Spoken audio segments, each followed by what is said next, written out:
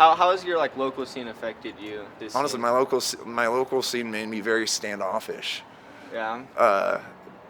You just like a lot of like We'll Be Gone was like, like San Antonio. I was only really playing shows in San Antonio at the time I wrote that. So I just kind of just starting out. And I was like, well, fuck you guys, I hate you. I can't wait for you to die. I know you can't wait for me to, fuck off, and like I can't wait for, well, fuck you, I can't wait for you to be gone, essentially. And that was kind of the You write your music's all solo. What benefits do you think you gain from that? You don't have to stop playing songs because somebody left. That's a big benefit. Money. It's a big benefit. It's a lot. You get paid $250 for a show. That $250 or whatever is better than whatever is that like, if you have a 4-piece band, that's like $60 and some change. That's awesome. So that's a big part of it. You worked with a band. Did you when you were working with the band, did you write all the songs and then teach it to them? Yeah. How did you do that? Yeah, and like I recorded. So the releases were recorded before they even learned them. So I would record the whole release and then I'd essentially just send it to them. And it's like, okay, you have until this release date to get this down. Yeah, that's crazy. That's kind of how it worked. Yeah, and you put out so much music. What's your like creative process? How do you do that? Well, the way I started recording was originally supposed to be a demo, and then I was going to go in and like record real drums and all that stuff, and like actually like really like make it sound like nice. But then I kind of like the way it sounded, kind of shitty. Oh yeah. So I just put it out like at like the first song I put it like kind of like that as an experiment, and it was just like, oh, people like this more than anything else I've done so far. So I feel like I've been wasting my time, I've been putting in too much effort. People like it when I shit stuff out.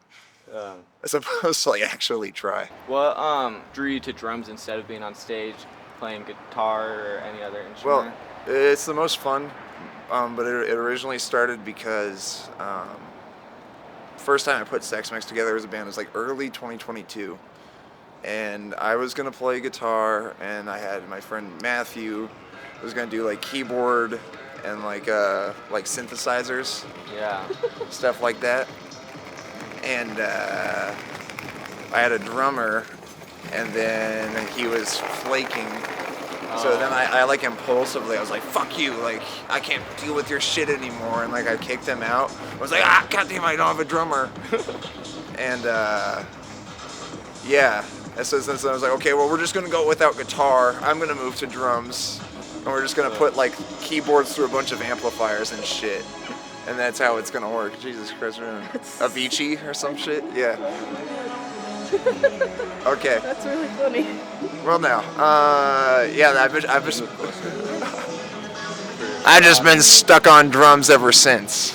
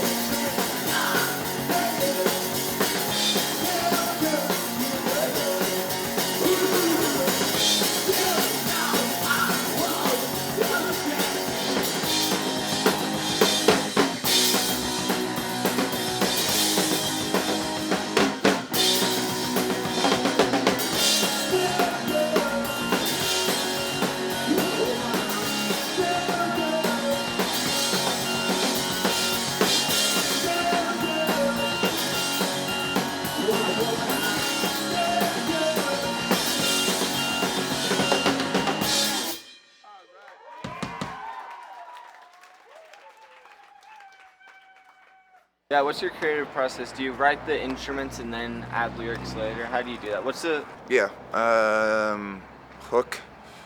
So yeah, basically it's just like before like anything exists. It's like, oh, you get like a little like, usually it's lyrics, you know, it's like, oh, you belong to me, or you know, I'm fucking up with you, or whatever the fuck. And then from there you're just like, okay, well I have that. Now I'm just gonna put a bunch of shit on top of it and like kind of build around that, you know. Yeah. But like, 'cause, like that's the part that people like remember. Yeah. So it's like, well, if you get that figured out, Mhm. then you kind of just Add verse. yeah. Nobody gives a shit about like the verses. Like they just have to be there and they kind of have to say something. But that's not what people really like care about, like on like a gut level, Yeah. you know. Do you mix the songs yourself? Yeah. That's awesome. Besides music, where do you pull most of your inspirations? I don't know. I guess like movie. I don't know.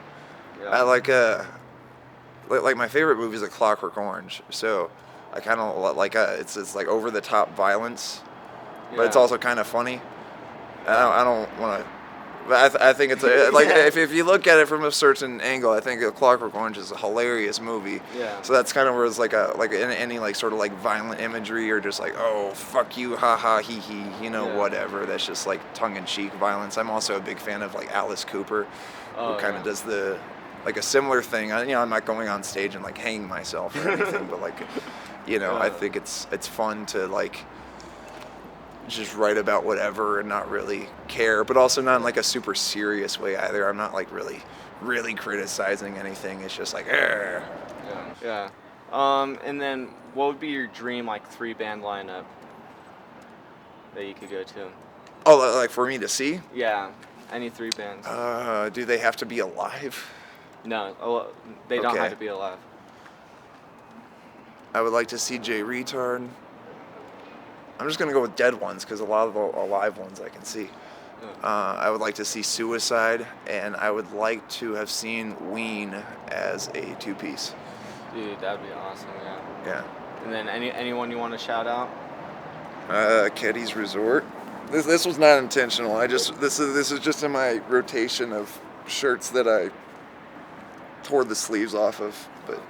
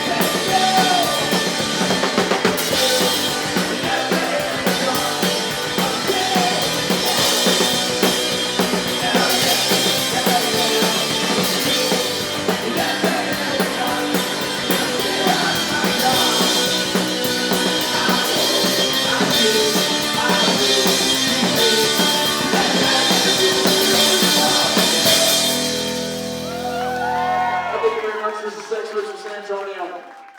You want to buy merchandise? It's over there. Next up.